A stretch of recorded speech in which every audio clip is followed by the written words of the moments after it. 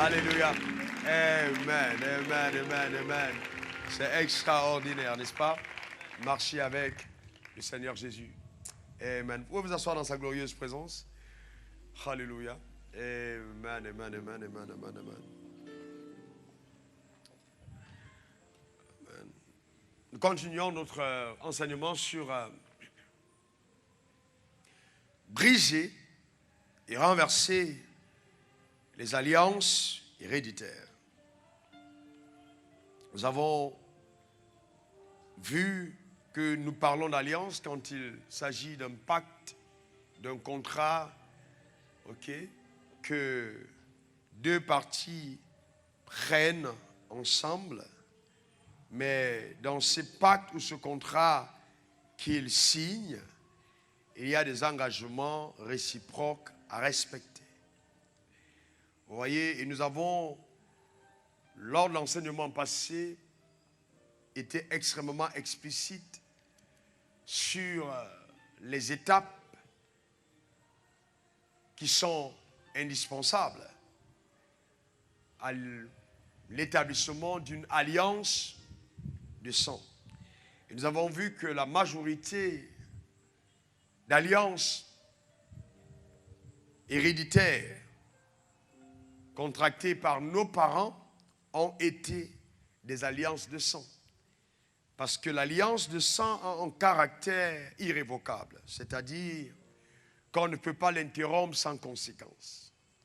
Et nous avons vu que pour interrompre une alliance de sang sans conséquence, il faut que ce soit une alliance plus grande et plus forte, d'accord, qui nous permette, qui nous couvre dans l'opération de rupture ou de dénonciation de l'alliance de sang que nous avons contractée. Nous avons vu ensemble ces 8 étapes qui étaient indispensables, en fait. Je veux dire, des étapes par lesquelles les alliances de sang sont contractées. Nous avons vu qu'il y a d'abord l'effusion de sang, ensuite il y a la division d'un animal, il y a aussi l'échange de vêtements. Nous avons aussi parlé du partage d'un repas d'alliance, l'érection d'un monument commémoratif, l'échange de noms, la prononciation de bénédiction ou de malédiction, et enfin l'échange d'armes. Et il est important pour chacun d'entre vous de comprendre que ce n'est pas automatique que ces 8 points soient là, soient traversés pour que l'alliance soit effective. 2 de ces points, ou 3, sont déjà suffisantes pour qu'une alliance, n'est-ce pas, de sang ait lieu. D'accord? Et nous avons vu aussi que quand on parle de prononciation de bénédiction, de malédiction, quand une alliance est contractée avec le monde invisible, la bénédiction peut paraître, pour la personne qui contracte, à l'immédiat, le fait d'avoir une protection, d'avoir une renommée, d'avoir de l'argent, mais en fait, ce n'est pas une bénédiction parce que c'est en fait une malédiction déguisée. Parce que plus tard, il y a des conséquences terribles et néfastes qui vont, n'est-ce pas, se manifester dans la vie du vivant et même dans la vie de toutes les personnes qui vont hériter de ces alliances. Et je crois que nous avons ensemble ici dénoncé les alliances parentales qui pesaient sur nos vies. C'est bien ça, n'est-ce pas? Lève ta main vers le ciel et répète après moi, Éternel des armées. Je dénonce toutes les alliances que mes parents ont tissées, ont contractées avec le diable, avec l'enfer, et qui avaient une influence sur ma vie. Je les dénonce publiquement. Et je déclare que je ne me reconnais pas dans ces alliances. Car moi, Raoul Wafo, j'ai une autre alliance. J'ai une alliance avec Dieu par le sang de Christ Jésus. C'est cette alliance qui influence dorénavant ma vie et ma destinée. Satan, écoute-moi bien. Ça, c'est mon partage sur la terre des humains. Au nom de Jésus, amen, amen et amen. Et donc, la semaine passée, nous avons parlé de tous ces points d'alliance. Je voudrais vraiment qu'on évolue sur l'enseignement cette nuit. Alors, je voudrais revenir sur un point. Vous rappelez que certaines personnes m'ont interrogé sur le fait s'ils avaient une mère ou disons un parent sorcier. et qu'il leur remettait de l'argent, ou par exemple, ta maman est sorcière, elle vient chez toi pour prendre de tes vêtements. Quelle est l'attitude que tu devrais avoir? Est-ce que tu devras paniquer devant le fait que ton vêtement a été pris, devant le fait que, par exemple, ton argent a été pris et tu découvres que ta mère est sorcière? Je voudrais te rassurer. La Bible est claire sur ce point, Matthieu 5, verset 13. Vous êtes le sel de la terre. Dis, je suis le sel de la terre. Amen. Et le sel ne peut pas perdre sa saveur, d'accord? Tu as le sel. Et nous sommes aussi la lumière du monde. Est-ce que ça va pour chacun d'entre nous? Donc nous sommes le sel et nous sommes la lumière. En tant qu'enfant de Dieu, si ta mère est sorcière, si ton père est sorcier, et que tu as remis de l'argent à cette personne, ou alors on a pris des vêtements qui étaient tiens par ces personnes, tu te tiens simplement sur ton identité et tu dénonces les pactes qui sont bâtis à partir de cela. Je te garantis, aucun malheur ne t'arrivera. Dis Amen. Est-ce que ça va pour chacun d'entre nous? Maintenant, je voudrais aussi dire quelque chose avant de continuer. Ça nous concerne tous. Vous avez des enfants. Les gens viennent à la maison, ils font des cadeaux. Parce que vous avez un enfant, il est né, il est tout beau, et puis telle tante, tel oncle vient du village pour faire des présents. Et puis bon, on n'a pas besoin d'être au village pour être un sorcier. Amen. Même de la ville. D'accord, on arrive et puis on vient faire des présents à l'enfant.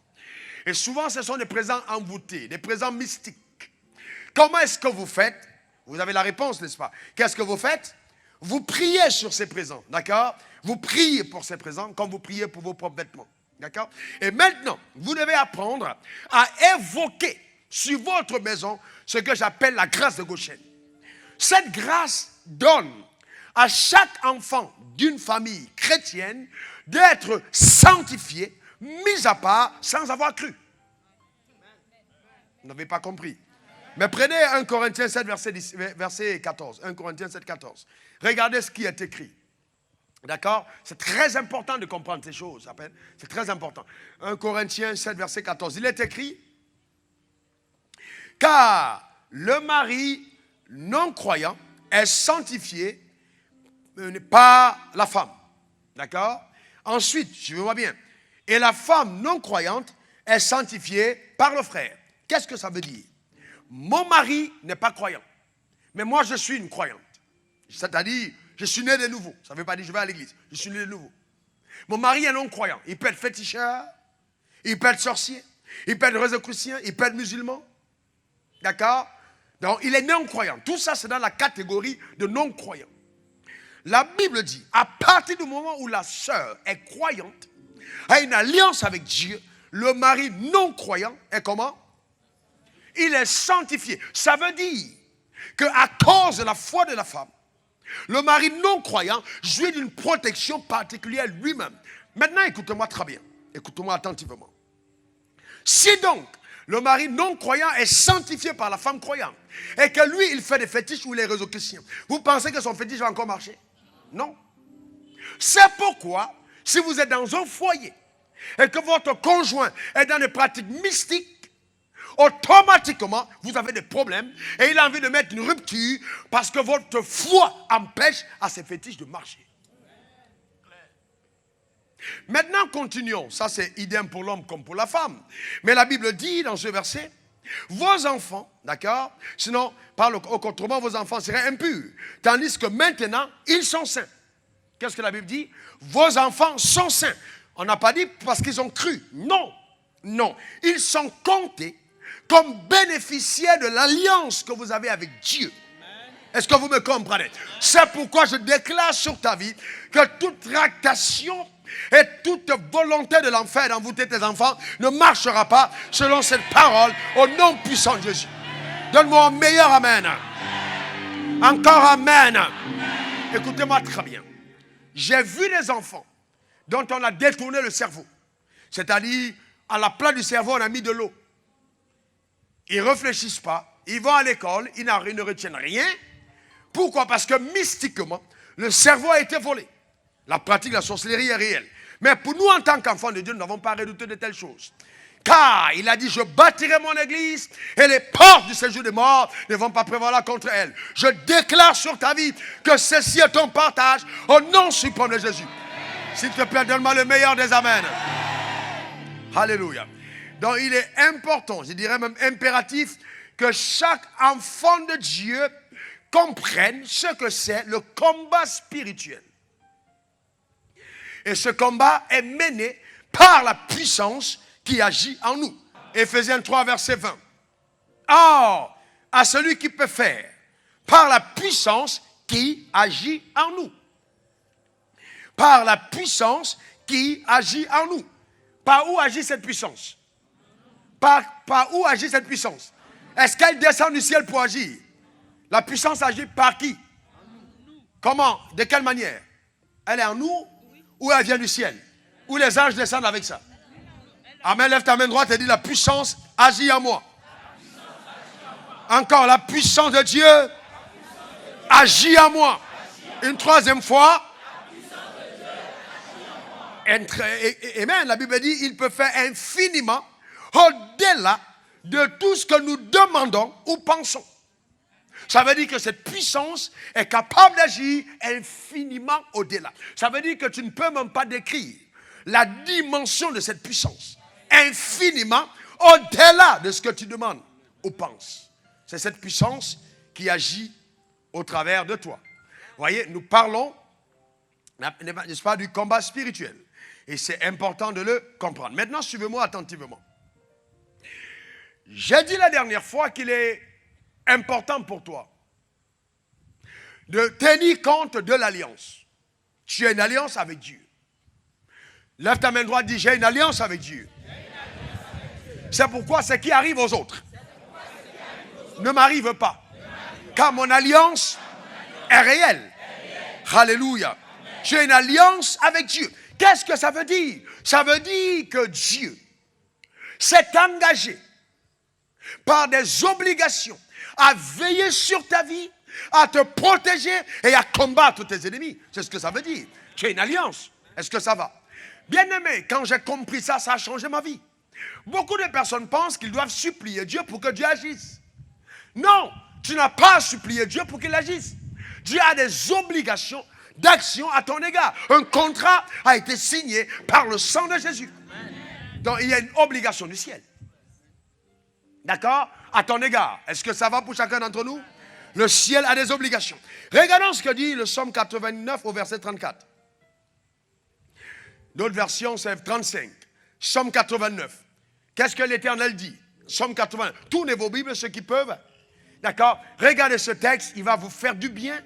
D'accord? Il dit, je ne violerai point mon alliance. Psaume 89. Je ne violerai point mon alliance. C'est pas? Qu'est-ce qu'il a dit? Je ne violerai point mon alliance. Et qu'est-ce qu'il dit par la suite? Et je ne changerai pas ce qui est sorti de mes lèvres. Alléluia! N'est-ce pas une bonne nouvelle? Il dit quoi? Je ne violerai pas mon alliance. Qu'est-ce que ça veut dire? Le ciel est en train de dire que ce que Dieu a promis faire à ton égard, il ne violera pas ça. Alléluia. Ce qui est sorti de sa bouche, il ne changera pas. C'est ce que ça veut dire. Regardons un autre texte. Ésaïe 49, versets 23 à 26. Mais vous voyez, c'est vrai que Dieu ne va pas violer son alliance. Mais le vrai problème, c'est que beaucoup d'entre nous, c'est nous qui violons l'alliance que nous avons avec Dieu. N'est-ce pas? L'homme est instable, l'homme n'est pas infaillible, l'homme viole l'alliance. Mais Dieu dit, moi, je ne violerai pas mon alliance. La question que je veux te poser, est-ce que tu remplis tes obligations d'alliance vis-à-vis de Dieu? Je te pose une question ce soir. Est-ce que tu remplis tes obligations d'alliance vis-à-vis de Dieu? Donc, si l'alliance est un contrat avec des engagements réciproques ou des obligations que chacun a par rapport à l'alliance, il est donc important que chacun d'entre nous veille à remplir ses obligations. D'accord? Mais Dieu dit, moi, je ne violerai pas mon alliance. Ésaïe 49, verset 23 à 26, il dit, des rois seront tes nourriciers. Et leurs princesses te nourrissent. Tu n'as pas compris de quoi je parle. La Bible dit, des rois, amen, seront tes nourriciers. Et leurs princesses te nourrissent. Ils se prosterneront devant toi, la face contre terre, et ils lécheront la poussière de tes pieds. Et tu sauras que je suis l'Éternel, et que ceux qui espèrent en moi ne sont point confus. Alléluia. Mais il ne s'agit pas des rois comme moi. Il s'agit des rois dans le monde mystique. Ils se prosterneront devant toi. Et ils vont lécher la poussière de tes pieds au nom puissant de Jésus. Amen. Ils n'ont qu'à être premier ministre de l'enfer. Ils n'ont qu'à être le bras droit de Satan. La Bible a dit qu'ils vont lécher la poussière de tes pieds. Il n'y a aucun sorcier, aucune puissance des ténèbres qui pourra triompher contre toi. Donne-moi un très bon amen. C'est ce que la Bible déclare. Et il dit, regardez au verset 24, le butin du puissant, lui sera-t-il pas enlevé? Lui sera-t-il enlevé? Et la capture faite sur le juste échappera-t-elle? Oui, dit l'Éternel. Et vous voyez, la capture sur le juste échappera-t-elle? La Bible dit, la réponse est quoi? Oui, dit l'Éternel. La capture du puissant lui sera enlevée. Et le butin du tyran, lui, échappera. Je combattrai tes ennemis. Amen. Et je sauverai tes fils. Alléluia. Amen. Amen. C'est une très bonne nouvelle. Et la Bible continue en disant, je ferai manger à tes oppresseurs leur propre chair. Et ils vont s'enivrer de leur sang comme du mout. Et toute chair saura que je suis l'Éternel, ton sauveur, ton rédempteur, le puissant de Jacob. Je déclare sur ta vie que cela est ton partage au nom puissant de Jésus. On est en train d'entrer vers le dernier trimestre de la fin d'année. Et ils ont peut-être planifié avoir des repas. Et ils ont mis ton nom sur la liste. Ne t'inquiète pas du tout, alléluia. Ne t'inquiète pas. La Bible dit qu'il fera manger à tes oppresseurs leur propre chair. Ce ne sera pas ta chair qui sera consommée en sorcellerie, mais leur propre chair. Et ils vont être ivres de leur propre sang. Alléluia. Car l'Éternel est avec toi. Amen. Lève ta main droite. Dis, je reçois cette parole. Elle est mon partage au nom suprême de Jésus. Regardons maintenant Ésaïe 41, verset 10 à 13. J'ai envie de charger ton esprit avant de te communiquer la vérité. Alléluia. Regardons Ésaïe 41, verset 10 à 13. Vous y êtes? Il dit, ne crains rien. Oh, dis à ton voisin, ne crains rien. Oh, amen. Il dit, car je suis avec toi. Quelle bonne nouvelle. Amen. Que tu prennes l'avion, le bateau, la voiture, ne crains rien. L'Éternel dit, ne crains rien. Amen. Alléluia. Et la Bible dit, ne promène pas des regards inquiets, car je suis ton Dieu. Je te fortifie. Je viens à ton secours. Je te soutiens de ma droite triomphante. Amen. Et il dit, voici, ils seront confondus. Ils seront couverts de honte. Tous ceux qui sont irrités contre toi, ils seront réduits à rien. Ils périront. Ceux qui disputent contre toi, tu les chercheras et tu ne les trouveras plus. Ceux qui te suscitaient querelle, ils seront réduits à rien, réduits au néant. Ceux qui te faisaient la guerre, car je suis l'Éternel ton Dieu, qui fortifie ta droite, qui te dit, ne crains rien, je viens à ton secours. Alléluia. Est-ce qu'on peut acclamer le Seigneur pour cette bonne parole? Amen. Je déclare sur ta vie que cette parole est un partage au nom suprême de Jésus. Alléluia. Quelqu'un me dira, mais pasteur, c'est l'Ancien Testament. Est-ce que c'est encore valable dans le Nouveau Testament? Prenez vos Bibles maintenant dans 2 Thessaloniciens. Regardez le verset, regardez 2 Thessaloniciens 2 Thessaloniciens 1, verset 6. Regardez ce verset. Il est écrit, car il est de la justice de Dieu de rendre l'affliction à ceux qui vous affligent. Je déclare sur ta vie que les personnes qui t'affligent seront affligées par l'Éternel au nom puissant de Jésus. Amen. La Bible dit que de la part de Dieu, c'est juste. Ceux qui t'affligeaient seront affligés. Ceux qui te combattaient seront combattus. Amen. Ceux qui veulent ton malheur seront dans le malheur. Ceux qui veulent ta perte seront perdus. Amen. Ceux qui veulent ton échec échoueront au nom puissant de Jésus. C'est ce que la Bible déclare. Amen. C'est ce que la Bible déclare. Maintenant, est-ce que c'est contradictoire ce que Jésus a dit quand il a dit bénissez ceux qui vous maudissent? Non, ce n'est pas contradictoire. Nous aimons les gens. Mais s'ils perdurent dans le chemin à vouloir nous faire du mal ou à vouloir notre malheur, ce qu'il nous souhaite leur arrivera. Est-ce que vous me comprenez? C'est clair et net. On n'a pas à paniquer. Donc il faut que les gens fassent attention à ta vie. S'ils veulent vivre longtemps, ils n'ont qu'à ne pas te souhaiter la mort. Qu'ils fassent attention à ta vie. Est-ce que quelqu'un me comprend? Lève ta main droite vers le ciel. Dis, je suis intouchable. Hein, par la puissance de l'ennemi. Car le sceau de Dieu est sur ma vie. Au nom de Jésus. Amen. Amen. Et Amen. Et la bonne nouvelle, c'est quoi? Écoutez-moi attentivement. Avant que je ne commence l'enseignement de ce soir, vraiment. La bonne nouvelle, c'est que quand la Bible dit que le diable ne doit pas te toucher, il est en train de dire que tout ce qui appartient au règne des ténèbres, tout ce qui est de Satan ne doit pas te toucher. Ni la pauvreté, ni la maladie, ni l'échec, amen, ni les pleurs, etc. Ça ne doit pas te toucher. Tout ce qui est de son royaume n'est pas ton partage au nom de Jésus. Alléluia. Amen. Est-ce que vous savez que le diable te hait avant que tu ne sois enfant de Dieu? Vous le saviez? Que le diable a cherché à te tuer avant même que tu naises de nouveau? Mais laisse-moi te dire une chose. S'il t'a loupé dans le monde, est-ce que quelqu'un comprend? S'il t'a loupé dans le monde, alors que tu étais encore sa nourriture, que tu étais encore poussière, s'il t'a loupé dans le monde, est-ce que quelqu'un comprend de quoi je parle?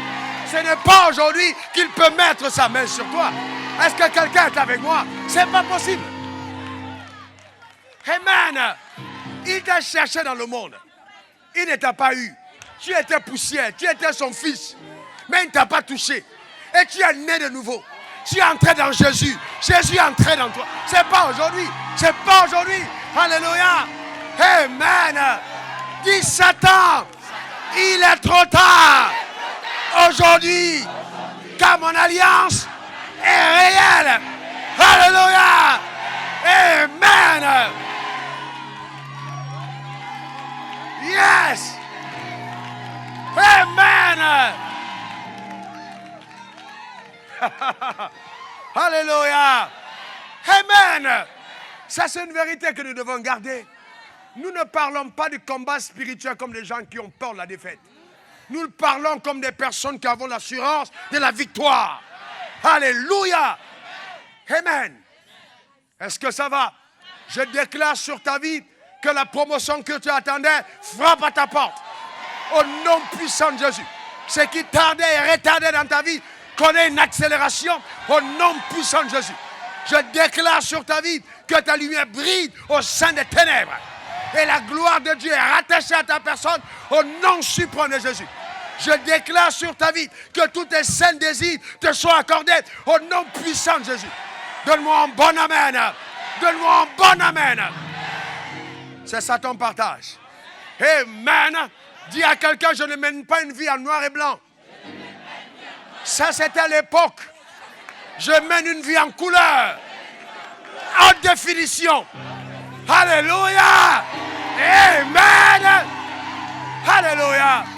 Est-ce que quelqu'un comprend de quoi je parle? Ce n'est pas seulement dit en couleur. C'est une vie en HD. Est-ce que quelqu'un comprend? Amen. En couleur. Amen. Je déclare que ta vie est colorée par le ciel au nom puissant de Jésus. Amen. Alléluia. Amen. Qui est comme notre Dieu? Qui peut se comparer au véritable? Qui est comme El Shaddai? Qui maîtrise et écrase ses ennemis? Est-ce qu'on peut acclamer pour le roi de gloire? Alléluia. Amen.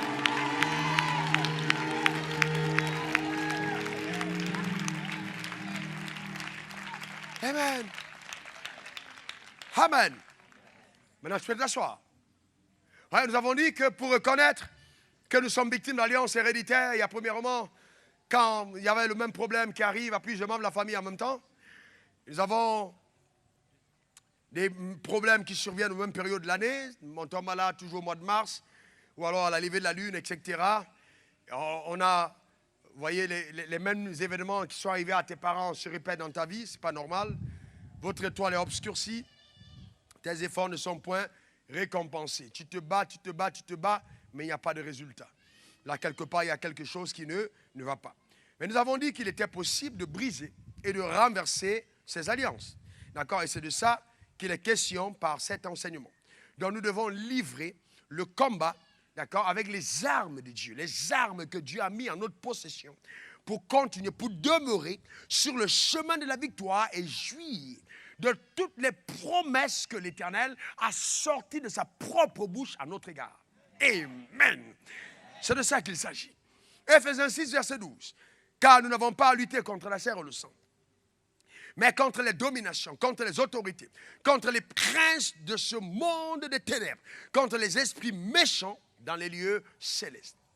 D'accord, donc nous livrons un combat pas contre la tante, pas contre l'oncle, pas contre notre cousin, pas contre notre cousine, mais contre les esprits qui se servent d'eux pour s'attaquer à nous.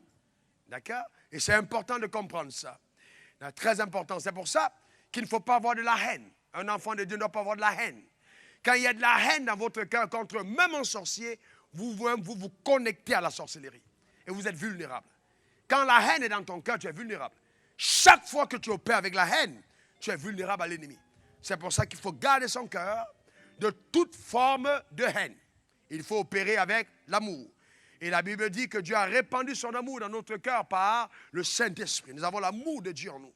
Nous devons donc comprendre que nous opérons, n'est-ce pas, avec la loi de l'amour.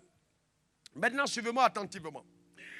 Notre ennemi principal, le diable, est réel.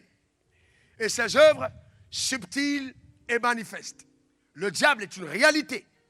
Il a un royaume strictement organisé et même discipliné. Il est l'auteur du mal et ne connaît pas de compassion. Donc tu ne peux pas dire, Satan, s'il te plaît. Non, Satan n'a pas de compassion. Il n'y a pas de compassion en Satan. Quand il s'introduit dans ta vie ou qu'il s'attaque à une vie, c'est pour la ruiner et la détruire totalement. Mais je déclare sur ta vie que cela ne sera pas ton partage. Vous voyez? Et ceux qui sont ses sujets, c'est-à-dire ceux qui sont sous sa domination, ont pour vêtement la honte et les lamentations pour cantiques et les pleurs à la place du rire. Leur vie est parfumée de regrets et de douleurs. Je déclare que ça, ce n'est pas ton partage au nom puissant de Jésus. Le Seigneur a essuyé tes larmes et tu vas rire jusque dans l'éternité. Quelqu'un me dise Amen.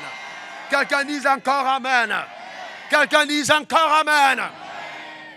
Maintenant, quelles sont les armes que Dieu nous donne? Quelles sont les armes de Dieu en notre possession pour demeurer dans la victoire et manifester sur la terre le triomphe de Jésus-Christ par nos vies? Première arme, n'est-ce pas? L'arme de la vérité. D'accord? La vérité. La vérité. Donc la marche dans la vérité. Marcher dans la vérité. La vérité, c'est la première arme. Il dit, tenez-vous donc ferme. Ayez à vos reins la vérité pour ceinture. Revêtez la cuirasse de la justice. Donc la vérité devra être notre première arme. Vous voyez, ce qui est important, ce que chacun d'entre nous devra comprendre, ceci. Nous sommes nés de nouveau. Ça ne veut pas dire qu'on a changé d'église. On n'est plus catholique, on est devenu évangélique. On n'est plus évangélique, on est devenu pentecôtiste. Ce n'est pas de ça qu'il s'agit. Et je vais vous dire une chose, il y a beaucoup de pentecôtistes qui ne sont pas nés de nouveau. Beaucoup d'évangéliques qui ne connaissent pas Jésus. Beaucoup de catholiques qui ne connaissent pas Jésus.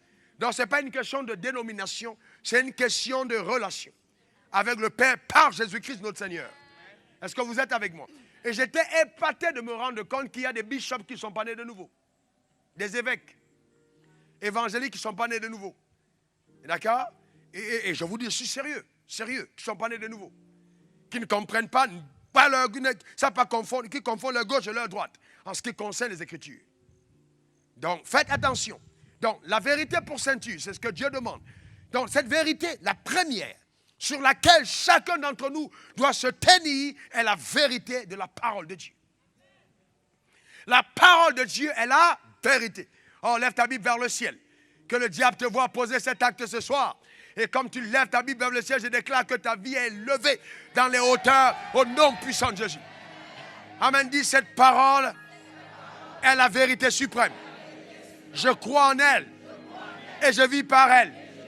La révélation de cette parole a parfumé mon existence d'une odeur agréable. Au nom de Jésus. Amen. Amen. Et amen. Donc c'est important de comprendre que nous, vous voyez, marcher dans la vérité est une âme puissante et redoutable. Aucun démon ne peut rien contre un enfant de Dieu, contre une fille du Seigneur qui marche dans la vérité. D'accord? C'est très important. Et David le savait, un homme selon le cœur de Dieu. Somme 1, qu'est-ce qu'il est écrit? Heureux l'homme qui fait quoi? Qui ne marche pas selon le conseil des méchants et qui prend quoi?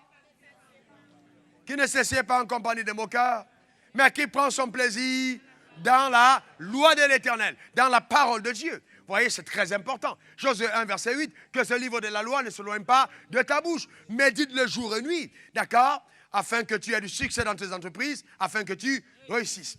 Donc, c'est important de comprendre que notre arme véritable, c'est d'abord la vérité. Donc, un enfant de Dieu qui marche dans la vérité s'environne d'une gloire spéciale. Je ne sais pas si tu comprends de quoi je parle. Dieu me montrait pendant que je priais cet après-midi, il m'a rappelé quelque chose qu'il m'avait montré bien avant, 1 an et demi après ma conversion. J'étais en train de prier. Et Dieu m'a montré une vision où je marchais, il y avait une grande lumière qui se déplaçait avec moi au milieu des ténèbres. Et il m'a dit, fils, et ça ressemblait à l'entrée des stars de ce monde sur les scènes. Vous voyez? Quand les stars arrivent, il y a une lumière qui suit la star. Parce que c'est elle qui doit être exposée. Et il m'a dit, voici comment est-ce que ça se passe quand tu sors. Quand tu te déplaces, le monde occulte reconnaît ta présence par cette grande lumière qui t'environne. Un enfant de Dieu qui marche dans la vérité se déplace avec une escorte de lumière tout autour de lui parce qu'il marche dans la lumière. Alléluia! Et les ténèbres ne le touchent pas et ne peuvent même pas broncher à cause de la lumière qui l'environne. Alléluia! Amen. Et je vais vous dire une autre chose, bien-aimés. Prédicateurs de l'évangile, chantres, enfants de Dieu. Dans le royaume, nous ne sommes pas des stars. Non, non, non. Nous ne sommes pas des stars. Mais nous servons la star des stars. Oh, oh. Alléluia. Nous ne sommes pas la star. Mais nous portons la star. Et à cause de la présence de la star des stars en nous, notre vie, même si elle n'avait plus de signification, parce qu'il habite en nous, quand on se déplace, on déplace la star. Est-ce que quelqu'un est avec moi? Est-ce que tu peux dire, le roi de gloire habite en moi? Jésus est dans ma vie. Je suis un vase qui exprime sa connaissance. Alléluia. Amen.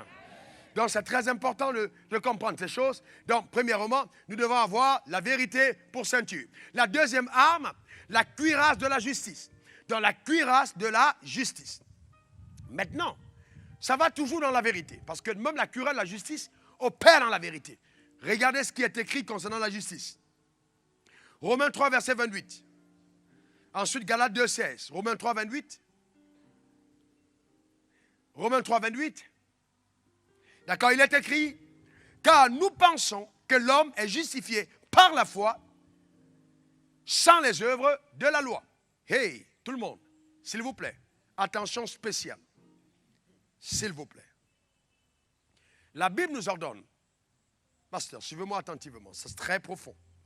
La Bible nous demande de marcher selon la vérité, vrai ou faux? Mais je vais vous dire une chose très très profonde. Personne, aucun homme sur cette terre ne peut dire 24 heures sur 24, depuis que je suis né de nouveau, j'ai demeuré dans la vérité. Personne. Nous croissons dans la connaissance de la vérité et la marche dans la vérité. Maintenant, ce qui vient au secours de notre incapacité souvent dans notre chair à agir selon la vérité, même quand notre cœur est disposé, c'est la justice de Dieu. Donc, la justice de Dieu dit, vous marchez avec moi, mais vous n'êtes pas justifiés par vos œuvres, mais par la foi en Jésus-Christ. C'est-à-dire que même quand Satan te dit, hé le gars, n'est-ce pas, t'as volé? N'est-ce pas, t'as menti? Tu dis, oui, c'est vrai, j'ai volé, j'ai menti, mais mon cœur n'a pas aimé ce que j'ai fait. Et deux, j'ai demandé pardon à Dieu. Et selon qu'il est écrit dans 1 Jean 1,9, si tu pêches et tu demandes pardon, il est juste et fidèle pour te pardonner et te purifier de toute iniquité. D'ailleurs, Satan, ce n'est pas avec ma justice que je traite avec toi. Non, non, non, non, non. Je suis rien du tout. Je suis au moindre. Je suis rien que le rejeton des faibles, le plus grand des pécheurs, justifié par la foi. Donc, ce n'est pas, je ne place pas ma confiance en moi. Je suis un misérable à l'intérieur de moi. Je suis perdu sans sa grâce. Mais, à cause de ma foi en Jésus, qui a payé le prix, je suis revêtu de la cuirasse de la justice. Amen. Est-ce que tu as compris? Ce n'est pas un passeport pour pécher. Non. Mais c'est une arme pour te tenir dans la justice. Par la foi en Jésus. Car nous sommes justifiés, non pas par les œuvres de la loi, mais par la foi. Lève ta main droite, dis, je suis justifié par la foi. Regardez ce que Galates 2, verset 16 dit. Néanmoins, sachant que ce n'est pas par les œuvres de la loi que l'homme est justifié. C'est pas ce qui est écrit. S'il vous plaît. C'est pas ce qui est écrit. Très bien. Bien, arrêtons-nous un moment. Un enfant de Dieu qui aime pécher, c'est un indicateur qui n'est pas né de nouveau. Je reprends. Un enfant de Dieu qui aime pécher, c'est un indicateur qui n'est pas né de nouveau. C'est clair. Parce que ta nouvelle nature ne peut pas s'accommoder à une vie du péché. D'accord? Maintenant, Galates 2, verset 16 dit, néanmoins, sachant que ce n'est pas par les œuvres de la loi que l'homme est justifié, mais par la foi en Jésus-Christ, nous aussi, nous avons cru en Jésus-Christ, afin d'être justifiés par la foi en Christ et non par les œuvres de la loi. Parce que nulle chair ne sera justifiée par les œuvres de la loi. Donc, quand nous parlons de la justification par la foi, et comme arme, c'est important de le comprendre, très important. Et quand vous avez compris ça, qu'est-ce que le diable fait, par exemple? Notre frère, il a regardé un film pornographique. Je ne sais pas si c'est vrai. Si c'est vrai, tu vas te repentir. Donc, il a regardé un film pornographique. Et donc, le diable l'accable en disant, voilà, tu as fait ça, est-ce que tu penses que Dieu va t'exaucer? Donc, il y a ce qu'on appelle la culpabilité. Donc, à partir du moment où la culpabilité s'installe par la faiblesse de ta chair, le diable te dit, écoute, donc, tout ce qui t'arrive, tu le mérites. Parce que tu n'as pas été correct, tu n'as pas été juste, tu n'as pas fait ci. Donc, si tu n'as pas compris la justification par la foi, tu deviens vulnérable à la culpabilité, qui est une arme terrible de Satan. Alors que nous ne regardons pas à nous-mêmes, nous regardons à ce que Christ a fait dans le combat spirituel. C'est pourquoi si tu demandes quelque chose à Dieu en ton propre nom, tu ne l'auras jamais. Je reprends. Si tu demandes quelque chose à Dieu en ton propre nom, même si tu es le quadrichop, tu as dit tu es bishop fois 2, et tu demandes quelque chose à Dieu en ton nom, il ne te le donne pas. Parce qu'il ne peut pas te donner quoi que ce soit en ton nom. Il faut que ce soit au nom de Jésus. Donc c'est cette arme qui est la cuirasse de la justice. Est-ce que tout le monde a compris? Bon, dans vos regards, je vous garantis, je sais que 39% ont compris. D'accord? Vous allez méditer ça à la maison. Parce que si on continue là-dessus, on va passer beaucoup de temps. Amen. Maintenant, la troisième arme, c'est le zèle de Dieu. Le zèle, le zèle. Le zèle. Le zèle. Mettez pour chaussure à vos pieds le zèle que donne l'évangile de paix. Éphésiens 6, verset 15. Mettez pour chaussure à vos pieds le zèle que donne l'évangile de paix. 1 Pierre 3, verset 13. Et qui vous maltraitera si vous êtes zélés pour le bien? 1 Pierre 3, verset 13. Et qui vous maltraitera si vous êtes zélés pour le bien? Voyez, beaucoup d'enfants de Dieu ne sont pas zélés pour le bien. Par exemple, quand on dit, on va aller à l'église, ils ne vont pas à l'église avec joie. Ils ne sont pas zélés pour les choses de Dieu. Mais vous devez comprendre que le zèle que donne l'évangile de paix est une arme trop importante dans le combat spirituel.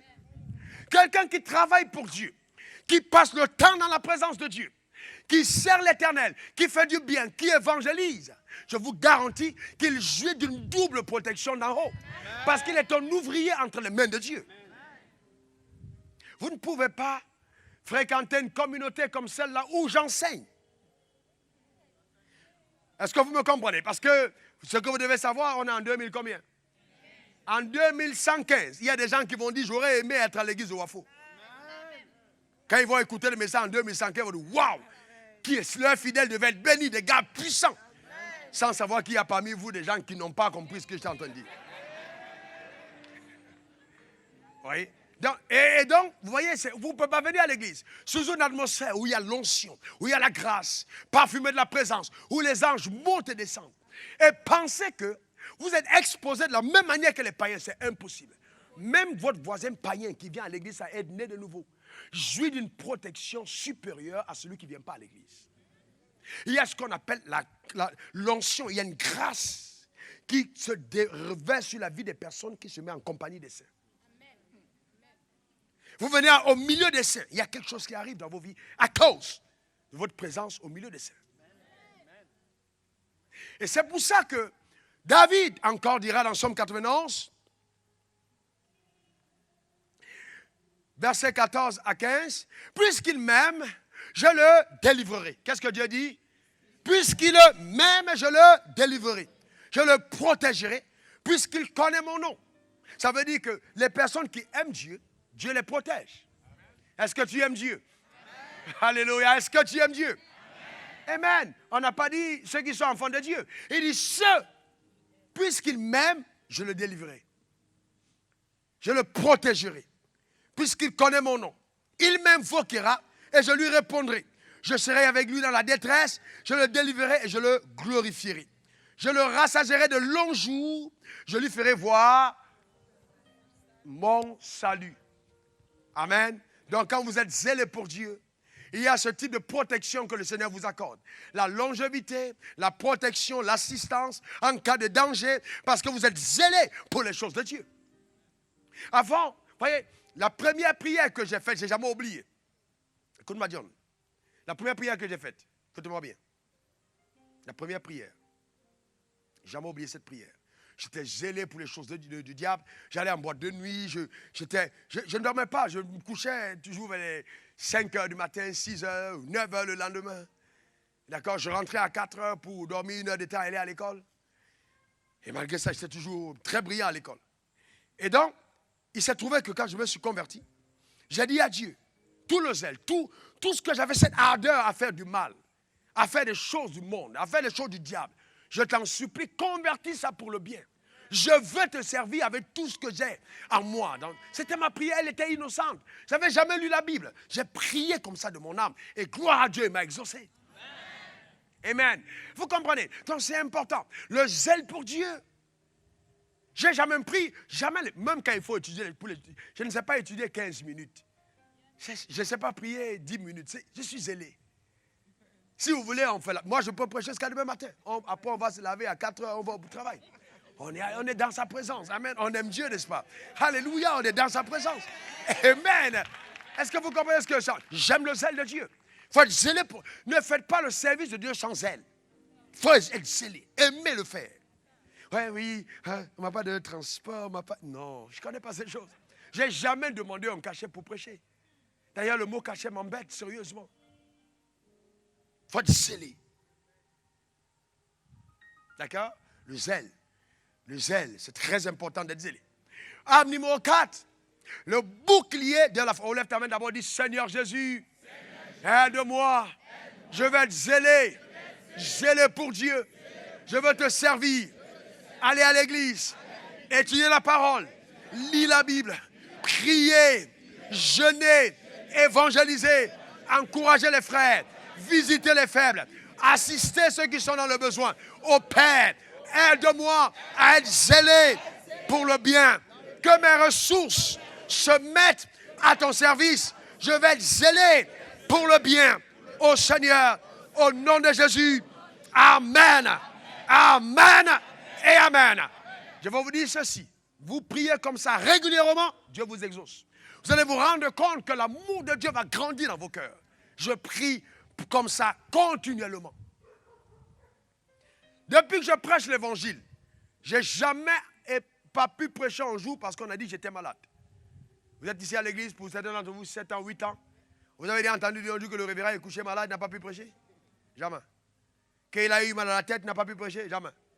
Je vous demandais à mon corps ce soir, il avait envie de remettre la réunion. Il m'a dit, on est malade. J'ai dit, tu perds ton temps, jeune homme. On va aller à l'église. Je n'ai pas demandé à mon corps son avis. Il a commencé à me dire, non, le ventre a un problème. J'ai dit, il n'y a pas de problème, on va aller prêcher. Est-ce que vous comprenez de quoi je parle? On va arriver dans sa présence et oui, tu vas bien te sentir. Je ne demande pas à mon corps son avis. Le zèle n'est pas charnel, il est de l'esprit. Amen. La détermination à faire les choses de Dieu. Est-ce que quelqu'un comprend de quoi je parle?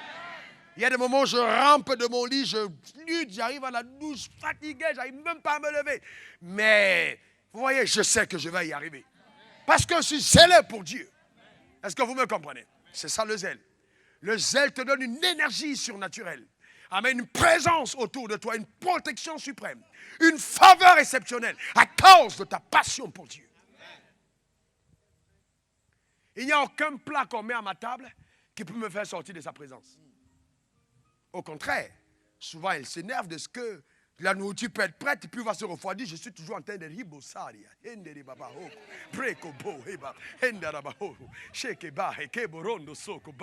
Alléluia. Amen. Le zèle de Dieu. Quand vous êtes zélé, vous êtes rassasié par sa présence. Amen. Alléluia. Et j'ai constaté une chose, le zèle de Dieu, quand un mari est zélé, la femme en profite beaucoup. Je vais vous dire pourquoi. Parce que quand vous êtes zélé, vous n'êtes pas rancunier. Donc même si quelqu'un a fait quelque chose et que tu voulais t'énerver, quand le zèle arrive, il n'y a plus de place pour des choses pareilles. Tu es embrasé, amen, par le désir de faire sa volonté. Alléluia. Amen. Et souvent ta chair te dit, mais tu es faible toi aussi. Hein, il faut tenir ferme cette fois-ci. Et puis le zèle de Dieu te dit, on y va. On y va dans l'amour, dans l'amour, dans l'amour. L'amour pardonne tout, l'amour supporte tout, l'amour endure tout. L'amour ne respecte pas son propre intérêt. Amen. Amen. Le zèle de Dieu. Amen. Est-ce que je peux voir la main des gens qui sont zélés pour le Seigneur? Alléluia. Amen. Zélés pour Dieu. Amen. Les femmes doivent être zélées. Hein. Il faut être zélées. Parce que les affaires de vous rappeler des affaires de 1995, là, ça c'est un problème. Il faut être zélé pour Dieu. Alléluia. Amen. Le zèle de la maison de Dieu. Amen. Alléluia. C'est très important le zèle. Amen. Vous savez, avec le zèle, vous oubliez. J'ai atteint une telle dimension de zèle que je vous garantis sincèrement, j'ai oublié ce que c'est que l'argent. Je ne sais même pas ce que c'est que l'argent. Je vis une saison, je ne sais même pas ce que c'est. Je vous dis très sincèrement. Il n'y a rien d'autre qui me tire et qui m'entraîne comme vouloir le connaître. Même l'argent, je ne sais pas ce que c'est. Je ne sais plus ce que c'est. J'aime Dieu. Le zèle de Dieu, c'est magnifique. Extraordinaire. Aimer Dieu. D'accord? Ensuite, le bouclier de la foi. Amen. Le bouclier de la foi. Éphésiens 6, verset 16. Ça, c'est la quatrième arme, le bouclier de la foi. Le bouclier de la foi. Le bouclier de la foi. La Bible dit, prenez par-dessus tout, hein, par-dessus tout, le bouclier de la foi avec lequel vous pourrez éteindre certains traits enflammés du malin. Qu'est-ce qui est écrit? Certains traits enflammés du malin. Pour éteindre quoi? Qu'est-ce qu'on va éteindre? Eh bien, laissez-moi vous dire ceci, il n'y a rien que l'enfer puisse faire qui va m'atteindre. Est-ce que quelqu'un peut dire ça à haute voix? Il n'y a rien que l'enfer puisse faire qui va m'atteindre. Dis-le encore sur ta propre vie. Amen. Vous voyez? Mais si vous le dites, soyez en sûr que vous êtes en Jésus. Hein? On est lapide par le diable si on n'est pas protégé par Jésus. Amen. Les informations, vous avez suivi, n'est-ce pas? Il ne faut pas vous amuser à attaquer le diable si Jésus n'est pas avec vous. Est-ce que quelqu'un a bien compris de quoi je parle? Amen. Lève ta main droite vers le ciel. Dis, il n'y a aucune arme de Satan, aucune attaque de l'enfer contre ma vie qui sera prospérée. Car l'Éternel, par Jésus-Christ, est celui qui protège ma vie. Alléluia. Je lève. Fais comme ça, fais comme ça, fais comme ça. Je lève le bouclier infaillible de la foi. Et je déclare que tous les traits enflammés du malin contre ma vie ne marcheront pas.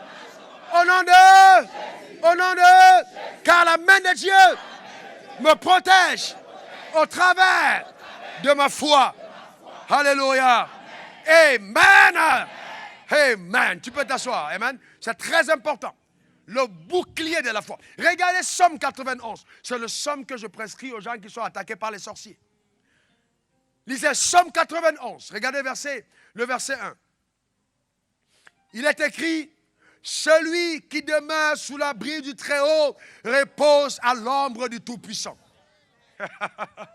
Celui qui demeure sous l'abri du Très-Haut repose à l'ombre du Tout-Puissant. Donc la première dimension de ta foi doit te conduire à la nouvelle naissance. Dans la foi dont on parle, il faut être conscient de ta nouvelle naissance. Tu reposes à l'abri du Très-Haut. C'est-à-dire que tu as fait de Dieu ta protection. Tu habites dans la maison de Dieu. Le toit sur ta vie, c'est l'Éternel. Il n'y a donc rien qui pourra t'atteindre. Amen. C'est très important. Donc il faut réaliser, mesdames, mesdemoiselles et messieurs, votre position de protection. Je me reprends. Réalise ta position de protection. Réalise ta position de protection. T'as compris? Répète après moi, j'ai dit quoi? Réalise ta position de protection. Donc c'est important de réaliser cette position. Donc la position où tu es n'est pas une position où on prie pour être protégé. C'est une position dans laquelle on est déjà protégé. Parce que tu es sous l'abri du Très-Haut. Amen. Tu as son ombre. D'accord? Et donc, c'est très important. Donc, ça n'a rien à voir avec non, vous voyez, j'ai menti, oh non, j'ai fait ci. Non, il peut arriver. Je vous pose une question. Imaginez que votre voisin d'à côté, c'est un voleur ou un homme méchant. Si votre enfant a commis une faute dans la maison, est-ce qu'il va sauter à la clôture pour venir battre votre enfant? Je vous demande. Est-ce que votre ennemi entrera chez vous pour battre votre enfant? Non. Sous vos propres yeux? Non. Et certains d'entre vous, vous pensez que le diable va venir vous battre dans la maison de Dieu. Vous voyez? Donc, quand tu es déjà né de nouveau, tu dois comprendre ta position de protection. Regardez le verset 2. Je dis, l'Éternel, mon refuge et ma forteresse, mon Dieu en qui je me confie. Alléluia. Amen. Est-ce que je peux voir la main de ceux qui se confient à l'Éternel? Alléluia. Amen. Maintenant, on va combiner deux armes. Hein. La dernière arme, qui est la lame de l'épée de l'esprit. Et nous allons combiner la lame numéro 2 à la lame numéro 6. Connaissez les deux armes. L'épée de la foi et l'épée de l'esprit, qui est la parole. Regardez ici. Il dit, je dis à l'Éternel, mon refuge et ma forteresse. Est-ce qu'il a dit, je pense à l'Éternel? Qu'est-ce qu'il dit? Qu'est-ce qu'il dit? Vous savez, quand vous allez à l'église et on vous dit de prier dans votre cœur, on ne vous fait pas de bien. Il n'y a aucune prière du cœur qui règle les combats spirituels. Le combat spirituel est réglé quand on parle. Ça m'embête ton amen. Et il dit, je dis à l'Éternel, mon refuge et ma force. C'est-à-dire qu'il parle au ciel. Comme pour dire, même si le ciel refusait de l'être, je le dis à Dieu. Tu es ma forteresse. Tu es mon refuge. Et quand il parle comme ça, il se fait entendre par ses ennemis. Vous devez apprendre à activer la loi de l'affirmation. Dis après moi, loi de l'affirmation. Encore, loi de l'affirmation. Nous sommes en train d'atteindre un cap très important dans le message de ce soir. Dis encore, loi de l'affirmation. Vous savez, à un certain moment de ma prière ce soir, je n'arrivais pas à parler. Et je ressentais comme si Dieu me disait de voir l'état de certains d'entre vous. Vous êtes couchés, vous voulez parler, mais vous n'avez pas la force. Vous êtes nombreux. Vous n'arrivez pas à parler. Vous voulez parler, mais vous ne recevez pas l'énergie pour parler. Ce soir, ça va changer. Donc, il y a des moments où l'énergie spirituelle semble être partie. Pourquoi? Parce que le diable sait que si tu parles, tu vas créer l'interférence des anges. Est-ce que quelqu'un me comprend? Et vous devez comprendre donc que qu'est-ce que c'est la loi d'affirmation?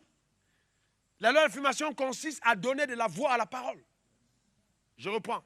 Elle consiste à donner la voix à la parole. La parole est écrite, n'est-ce pas?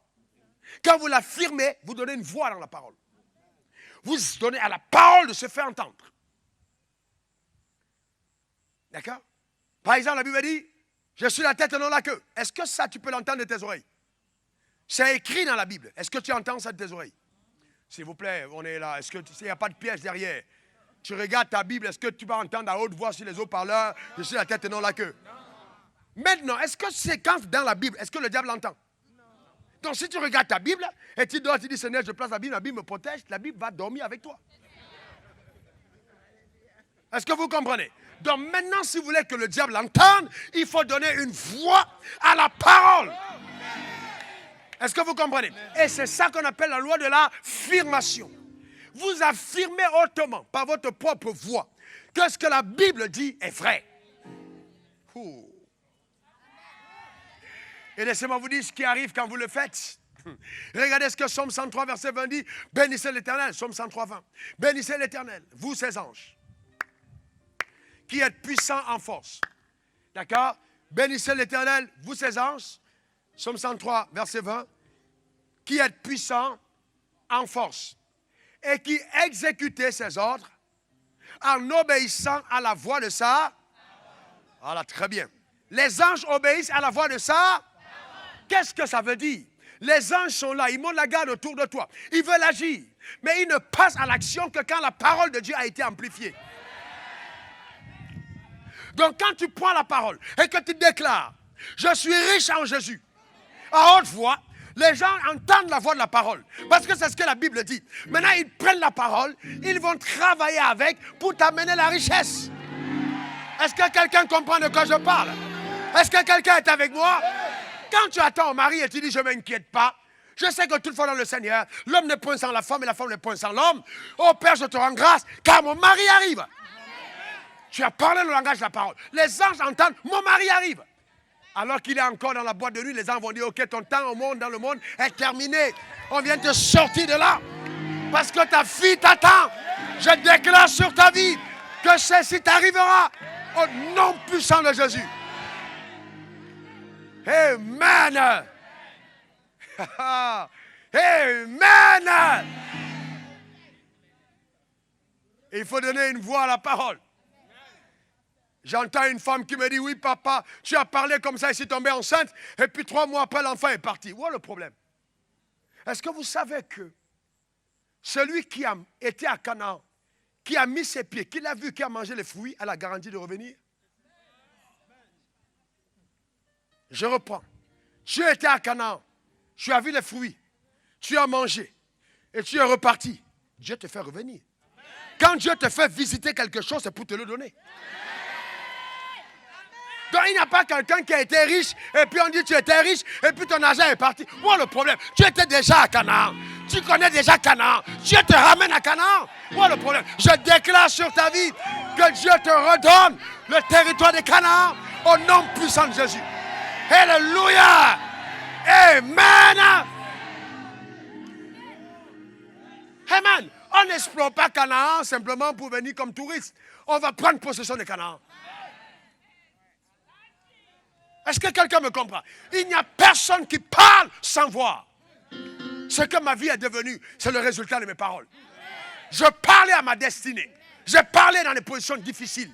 J'ai parlé comme exilé. J'ai parlé dans les gares. J'ai parlé dans les moments difficiles. J'ai appelé et le ciel répond. Vous êtes là parce que j'ai appelé le ciel. Certains d'entre vous dans cette assistance, vous me critiquez avant. Vous n'aimez pas ma tête. Mais j'avais prié, je vous avais appelé.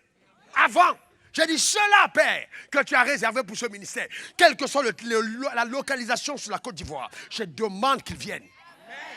Et tu as dormi la nuit et tu as fait un son, l'ange t'a dit, il faut aller à cet endroit. Tu n'avais pas de choix parce que tu as été appelé, parce qu'on a parlé. Est-ce que quelqu'un comprend? Lève ta main vers le ciel, dis, je parle sur ma destinée. Je ne m'étais pas, car l'Éternel est avec moi. Moi, Raoul Wafo, aucune alliance parentale, familiale, aucune malédiction générationnelle n'aura de pouvoir sur ma vie. Moi, Raoul Wafo, fils de Dieu, fils d'Abraham, j'établis sur ma vie que je marche dans les hauteurs, pour les hauteurs, vers les hauteurs. Car l'Éternel est avec moi. J'aime Dieu. Je suis humble de cœur. Puissant en esprit. Car l'Éternel est avec moi. La richesse ne fait pas défaut à ma vie. La santé est mon partage. Car l'Éternel est avec moi. Au nom de Jésus. Amen. Amen. Et amen. Alléluia. Regardez, une dame, une sœur se lève. Elle dit, je vais essayer ce que le pasteur a fait. Une seule nuit, le lendemain, on l'appelle. Vous ne pouvez pas imaginer ce que vos parents sont capables de dire. Bien aimé, je m'en fous des ennemis. Je n'ai pas un problème. Je sais avec qui je marche. Est-ce que vous me comprenez? Aussi longtemps que ma bouche est ouverte, tout est disponible. Tout est disponible. J'ai cru en lui. Par cette bouche, je n'ai jamais été endetté. Et le jour où l'endettement viendra, n'arrivera jamais. Je dis jamais. Je mourrai sans être endetté. La santé est mon partage. La faveur, les portes s'ouvrent. Partout. N'ayez pas une mentalité de sauterelle et de petitesse. Non, j'ai salué le président. Non, j'ai mangé avec la reine. Non, même les prophètes de Baal mangeaient à la table des rois. Ça, c'est pas ça le plus important. Les prophètes de Baal étaient les amis des rois. Ça ne veut pas dire que parce qu'ils mangeaient. Ça n'a rien à dire. Ta position avec Dieu est plus importante. Quand je mets mes genoux dans la chambre, le ciel s'ouvre. Je descends. Quand je regarde, je vois au travers du mur. Je peux voir le futur. C'est ça le combat. Est-ce que vous me comprenez? Je mange et je me rassasie. Je n'ai pas besoin de 3 boules de foutou, 3 pains de foutou pour être plein. Même si c'est une demi-boule, je suis heureux. Je suis du repas dans mon corps. Je dors dans sommeil reposant. Je me lève avec la vigueur. Je pense avec la sagesse. Je regarde avec l'intelligence. Je me déplace avec la gloire. Je parle avec sagesse. Pourquoi? Parce que Dieu m'en partage. Est-ce que quelqu'un comprend de quoi je parle? C'est ça ton partage. Lève ta main droite, dis c'est mon partage. Encore, c'est mon partage. Bien aimé, il faut apprendre à parler. Regardez ce qui arrive aux gens qui parlent. David le connaissait. Regardez ce qui arrive. Il dit, c'est lui qui me délivre du filet de l'oiseleur, de la peste et de ses ravages. Vous voyez, quand tu parles, il te délivre. Ce n'est pas toi-même qui te délivre. Somme 91, verset 3. Après avoir dit, l'Éternel est mon refuge, ma forteresse, le verset 3 dit, il me délivre. Donc quand je parle, il me délivre. Quand je déclare ce que Dieu est, la délivrance arrive. Est-ce que quelqu'un comprend de quoi je parle? Il dit, il te couvrira de ses plumes et tu trouveras un refuge sous ses ailes. Sa fidélité est un bouclier et une cuirasse. Tu ne craindras ni les terreurs de la nuit, ni les flèches qui volent le jour, ni la peste qui marche dans les ténèbres, ni la contagion qui frappe en plein midi. Amen. Aujourd'hui, il y a des maladies qui contaminent. La Bible dit, tu ne redouteras pas ça. L'Éternel te gardera. Que 1000 tombent à ta gauche et 10 000 à ta droite, tu ne seras pas atteint. Mais tes yeux seulement, tu regarderas et tu verras la rétribution d'un méchant. Je déclare sur ta vie que ça, c'est ton partage au nom suprême de Jésus. Amen. Alléluia. Est-ce que quelqu'un comprend de quoi je parle? C'est important. Donc, vous voyez, nous devons avoir le bouclier de la foi et la cuirasse et l'épée de l'esprit.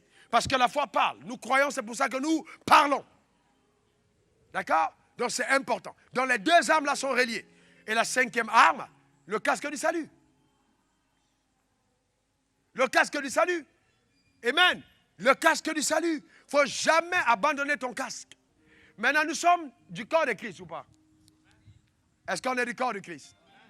Hein? Quand la Bible dit le casque qui est le casque du salut. Qui est notre tête en fait? Qui est notre tête? C'est-à-dire au-delà de tout. N'oublions jamais que Christ est notre tête. D'accord? Au-delà de toute chose, ne jamais perdre de vue que notre marche ne s'arrête pas sur la terre. Nous sommes sauvés. Tu es dans le monde, mais tu n'es plus du monde. Le monde ne te doit rien et tu ne dois rien au monde. Non, en fait, tu ne dois rien au monde. Peut-être que le monde te doit. Mais tu ne dois rien au monde. Amen. C'est important pour chacun d'entre nous de le comprendre. Est-ce que quelqu'un est avec moi? Maintenant, regardez. OK, s'il vous plaît. Pasteur France, s'il te plaît. Viens. Regardez ceci. OK? Regardez bien. L'ennemi Dieu te dit simplement, tu mets le casque. D'accord? Tu mets la ceinture. OK? Tu mets la cuirasse. Tu prends le bouclier. Et puis, avec la main gauche, et puis à droite, tu as l'épée. Mais vous allez vous rendre compte que toutes ces armes protègent l'avant. Et que si le soldat se tourne, il n'y a rien derrière. Mais le problème, c'est quoi? Le vrai problème, c'est quoi? C'est que beaucoup d'entre nous, la Bible dit, le diable rôde de nous comme un lion. Le diable attaque rarement en face, mais pas derrière. Mais il me semble que Dieu, donnant toutes ses armes, a oublié ton derrière. Alors que le diable attaque pas. Regardez les documentaires. Quand le diable attaque, il ne saute pas derrière. Il te prend là derrière. Il aime attaquer les personnes éloignées du troupeau, les personnes seules. D'accord, mais ton derrière, il n'y a rien. Très bien. Mais comment est-ce qu'on gère notre derrière? Dis à ton voisin, il me semble que ton derrière est exposé. Dis encore notre voisin, il me semble que ton derrière est exposé. Vous voyez, rappelez-vous de l'alliance. Dis après moi alliance. Encore alliance. Maintenant revenez. Dans l'alliance qu'on a avec Dieu, lui, il se tient comme ça. Lui, le croyant, il regarde là. Et Dieu se tient comme ça. Donc, il dit, avance. Avance. Tout ce qu'on fait derrière, ne te retourne pas. Ça ne te concerne pas, je m'en occupe. Est-ce que quelqu'un est avec moi? Les gens vont dans les villages, ils se cachent. Il faut les fétiches sous les arbres. Tu n'es pas là-bas. Ça, c'est ton derrière. On va donner ton nom au féticheur. Tu n'es pas là-bas. Ça, c'est ton derrière. Tu n'as même pas besoin d'aller sur le féticheur. Ne te retourne pas parce que derrière, le rocher des âges, l'ancien des jours, le Tout-Puissant, El Shaddai est derrière. Alléluia. Amen. Dis après moi, l'Éternel couvre mes arrières. Je ne regarde pas en arrière. J'avance. Je progresse. Je réalise. J'arrive à conquérir. Et mes ennemis parlent dans mon dos. Alléluia. Amen. Alléluia. C'est pour ça que quand tes ennemis parlent, ils parlent dans ton dos. Qu'est-ce qu'il a dit de moi? Qu'est-ce que tu fais derrière? Laisse les gens de derrière.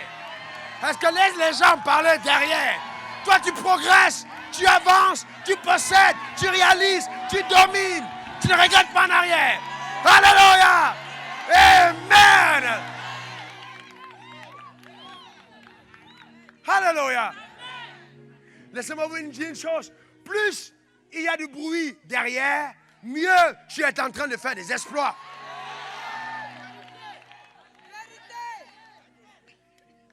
Est-ce que vous me comprenez? Il arrive des pays où je vais, on met des escortes et tout, et puis il y a des motards et tout. On passe, il y a des gens qui sont en masse, et puis quand tu parles déjà, ils parlent. Chacun donne son commentaire. Mais c'est ça la preuve que tu es en train d'avancer, que tu progresses, que Dieu est avec toi. Est-ce que vous me comprenez? Est-ce que quelqu'un comprend de quoi je parle? Ne regarde pas en arrière. Je te protège. Laissez-moi vous montrer juste une illustration. Vous permettez ou on remet à la semaine prochaine? Vous permettez? Regardez Exode 14, verset 19 à 20. Exode 14, verset 19 à 20. Ça, c'est l'illustration de la protection surnaturelle dans nos arrières. Exode 14, 19 à 20. La Bible dit, l'ange de Dieu, ça c'est le peuple d'Israël, qui était sorti d'Égypte, était poursuivi par 600 chars d'élite, c'est-à-dire la meilleure armée d'Égypte, mis derrière le peuple pour le rattraper et le détruire. Le peuple n'avait pas d'armes. Le peuple était sorti avec des richesses. Le peuple était à pied. Le peuple n'avait pas de chevaux. Le peuple n'avait pas de lance. Le peuple avait une alliance. C'était tout. Il n'avait rien d'autre. Il n'avait pas d'armes, pas rien, il n'avait qu'une alliance. Rien que l'alliance. Et je vais vous dire ceci. Souvent, Dieu prend plaisir à nous dépouiller de nos armes pour que nous soyons conscients de notre alliance. Amen. notre alliance. Ils avaient une alliance. Regardez, il dit, l'ange de Dieu, qui allait devant le camp d'Israël, partit et alla derrière eux. L'ange s'est placé où? Derrière. Il s'est mis où? Derrière. Et la colonne de nuée qui le précédait partit et s'éteint derrière eux. Pourquoi? Parce que les 600 chars se rapprochaient. Donc l'ange a fait le déplacement. Laissez-moi vous dire ceci.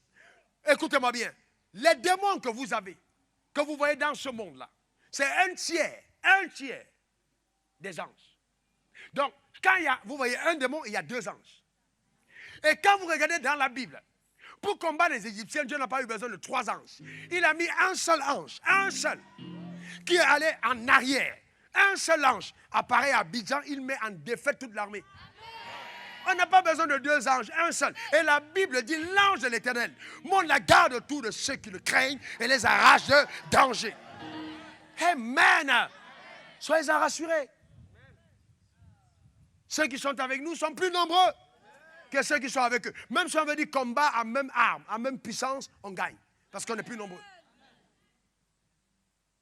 Et eux, c'est des anges déchus. Et la Bible dit, oh j'aime ça, il dit, elle se plaça, la nuée se plaça entre le camp des Égyptiens et le camp d'Israël. Vous voyez, il y avait la nuée derrière. Il y avait la nuée.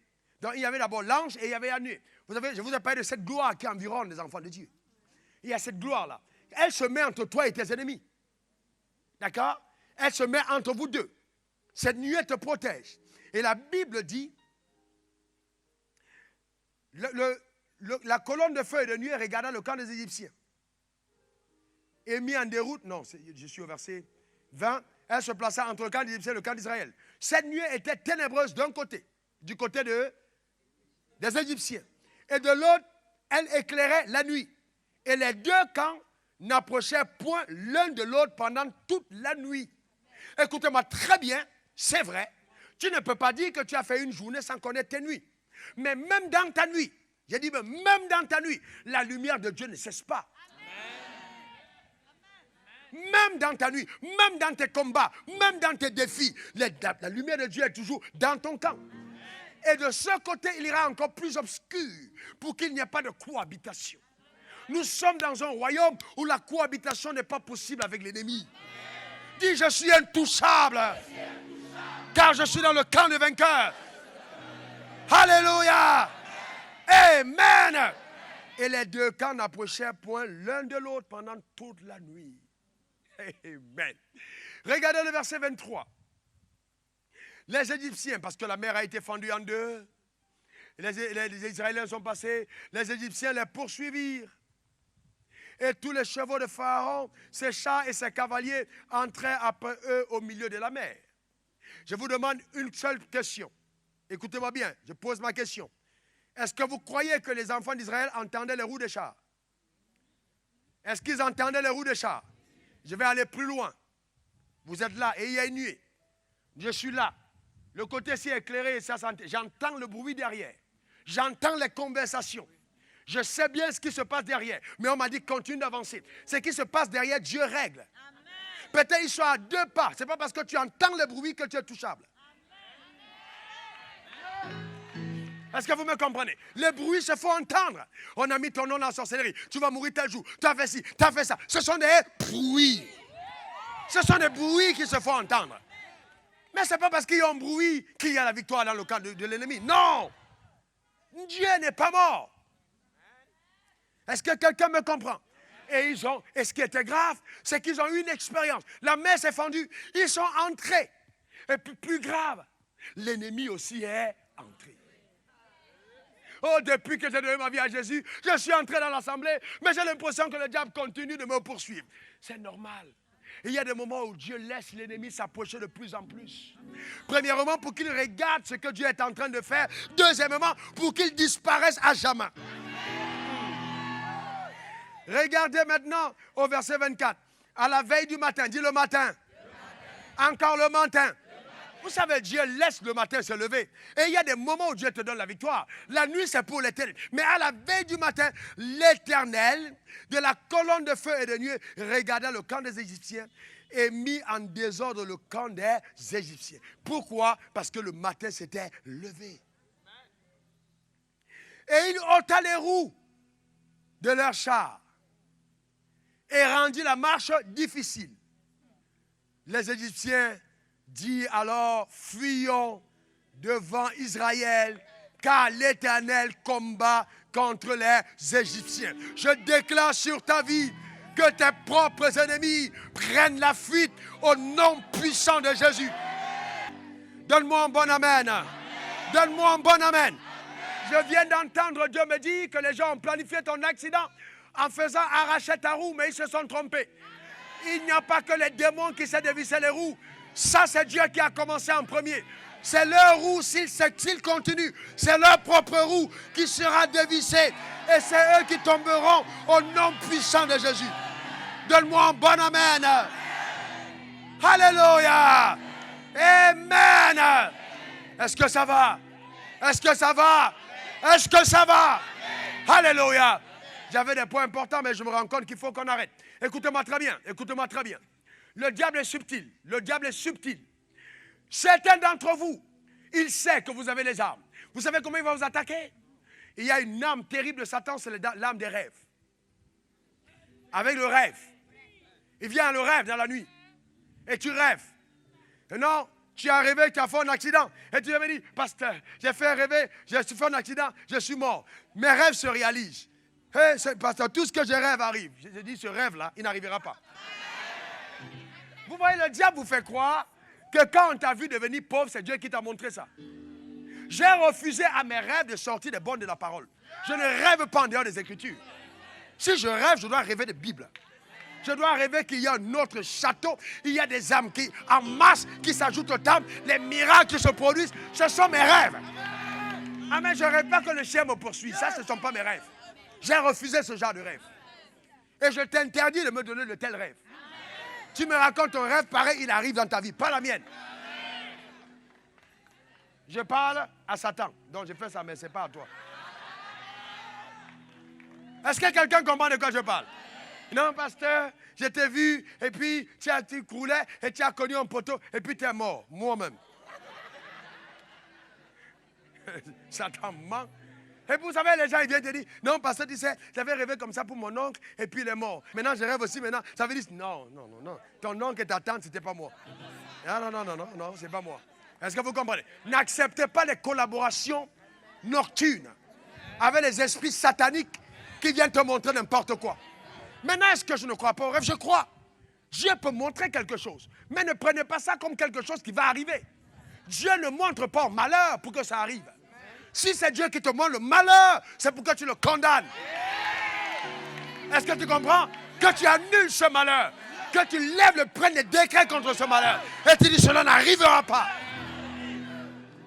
Mon propre petit frère, on l'appelait God Eyes. Jusqu'aujourd'hui, God Eyes. Pour la précision chirurgicale dans l'esprit. Quand il voit des choses, c'est clair. Un jour, il est venu me dire, j'ai fait un rêve, ça c'était à l'époque, où j'étais vu souffrir, tu étais misérable, tu n'avais pas de quoi manger. J'ai dit, répète encore, tu n'avais pas de quoi manger.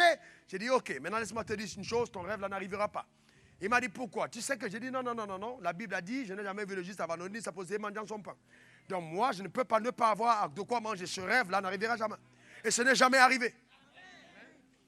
Est-ce que vous me comprenez? Vous commencez à dire, non, Dieu a montré que moi je vais souffrir, je porte ma croix, alléluia. Mes tapettes sont percées jusqu'à ce que mes pieds se percent en bas de mes tapettes. Ça, ce n'est pas mon histoire. Je vous garantis que ça, ce n'est pas mon histoire. Est-ce que vous me comprenez? Ça, ce n'est pas mon histoire. Il y a même des versets bibliques. Écoutez-moi bien. Il y a des versets bibliques dans la Bible. Quand j'arrive, là, je souligne, je dis, ça ne me concerne pas.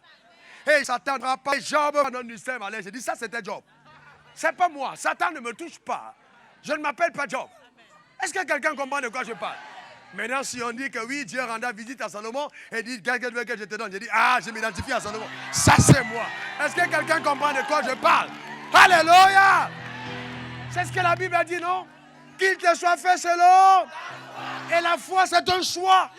Est-ce que quelqu'un comprend? Je choisis la vérité. Je choisis le bonheur. C'est terminé les larmes. Oh, pasteur, pourquoi tu dis, non, plus de pleurs? J'ai dit, non, il n'y a plus de pleurs.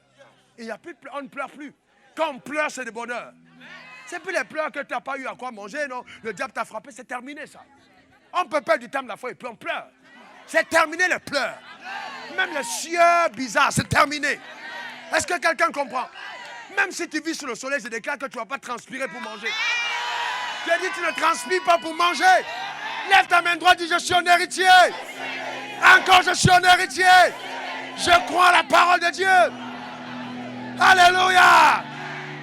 Amen. Si, écoutez-moi bien, si je mentais, cette Bible n'aurait pas marché dans ma vie. Mais chaque jour, je vois une étape après une autre se dérouler devant moi par la confession de la parole. Et les sorciers sont silencieux. Et il y a une dame de ma famille qui est connue comme une sorcière. Le jour où on l'a rencontrée ensemble, elle ne pouvait pas dire autre chose que de dire, je vois Dieu me montrer ton avion, je vois Dieu te... Même les sorciers sont obligés de dire les bonnes choses. Il faut lui demander que je vois Dieu t'élever, je vois Dieu si, je vois Dieu. C'est-à-dire que moi, quand j'arrive même chez le sorcier, il voit ce qui est clair. Il voit ce qui est propre. Allez demander à Balaam. Allez demander à Balaam, quand on a envoyé, Balaam a vu du bien. Même les féticheurs, on dit, montrez-nous comment tu t'appelles, cite ton nom. Cite ton nom, toi qui es dans la salle, toi qui m'écoutes, cite ton nom. Comment est-ce que tu t'appelles? Si on amène ce nom sur un féticheur, on dit, montre-nous. Il dit, je vois la lumière, je vois le bonheur, je vois la grâce qui l'accompagne tous les jours. Je prophétise sur ta vie et je l'établis au nom puissant de Jésus. Donne-moi 3 amen. Alléluia. Amen. Vous comprenez pourquoi souvent l'apôtre Paul a dû parler de la nuit au matin? Parce que le temps est court. À mercredi prochain. Alléluia. Ah! Yes! Amen! Oh! Lève ta main droite vers le ciel. Répète après moi ces paroles. Nous sommes dans le combat spirituel maintenant. Éternel des armées. Mon nom à l'état civil. C'est Raoul Wafo. J'ai accepté Jésus. Dans ma vie. Comme étant mon Seigneur. Et mon Sauveur. Personnel. Et j'ai découvert. Dans la parole de Dieu. Et au travers des enseignements. Que par la foi. Je suis devenu le fils d'Abraham. Et que par la nouvelle naissance. Je suis devenu une nouvelle créature. Un enfant de Dieu. Ayant reçu le pouvoir qui vient d'en haut. Et que les choses anciennes étaient passées. Et que toutes choses sont devenues nouvelles. Maintenant, armé de la connaissance, équipé par la parole, je me tiens dans ce combat de la foi. Et je déclare sur ma vie que les alliances que mes pères ont bâties, les alliances contractées avec l'enfer en mon nom, par le sang, et mon sang est appelé. J'ai dit non. J'ai dit non. J'ai dit non. Je n'appartiens plus à ces alliances. Je ne suis plus de ce monde-là. Au nom de moi, Raoul Wafo, je déclare, aucun autel ne criera et ne réclamera quoi que ce soit sur ma vie et contre ma vie. Je dis, c'est un mensonge. Satan, c'est un mensonge. Car le Fils m'a affranchi. Je suis véritablement libre, libéré au nom puissant de Jésus. Aucune malédiction, aucune parole chargée d'un pouvoir néfaste ayant une capacité de nuisance ne peut agir contre ma vie et ma destinée au nom de... Car la main de Dieu est sur moi, me garde, me dirige et me protège. Je sais en qui j'ai cru. Je suis la lumière du monde et je marche selon la vérité dans la lumière. Je déclare qu'aucune arme de Satan dirigée contre moi ne prospérera. Aucun décret pris par l'enfer ne peut s'exécuter sur les territoires qui sont les miens. Au nom de, car la main invisible de l'Éternel me protège et sa faveur m'accompagne. J'appelle sur ma vie l'accélération des miracles d'alliance.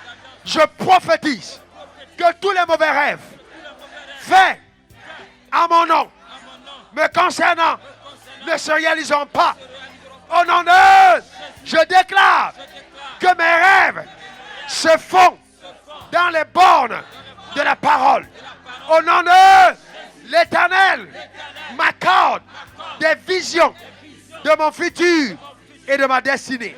Je rayonne car la main de Dieu est sur ma vie. Au nom de, je demande à tout démon qui s'était agrippé sur mon corps, qui influençait ma vie de partir. J'ai dit 20 ans. J'ai dit 20 ans. 20 ans. Au nom de, j'ai dit 20 ans. J'ai dit 20 ans. J'ai dit 20 ans. Au nom de, car je marche sur les serpents, les scorpions, sur toute la puissance de l'ennemi. Et rien ne saura me nuire. Je ne redoute pas la peste, ni les flèches qui volent en pleine nuit. La contagion qui frappe en plein midi. Car l'Éternel est avec moi. Je me couche, je m'endors et je me réveille. Car l'Éternel est avec moi. AVC, tu n'auras pas raison de moi. Au nom de accident mortel et cruel, je détruis vos œuvres. Au nom de pauvreté, échec, je détruis vos œuvres. Au nom de, je prophétise la réussite, l'élévation, la promotion, l'ascension, la paix, la joie. Au nom de, je me déshabille. J'enlève tous les vêtements de la honte. Au nom de, car je n'appartiens plus à Satan. Je déclare que les lamentations et les pleurs ne sont pas mes cantiques. Non, non, non. Car l'Éternel restaure ma joie. Je déclare tout le bonheur que j'ai eu, que j'ai vu, que j'ai goûté. Même si je l'ai perdu, je le retrouve. Car l'Éternel me donne la possession de Canaan que j'ai exploré. Au nom de... C'est ça mon partage. Sous le ciel. Au nom de Jésus. Amen 3 fois. Acclame le Seigneur pour ta vie.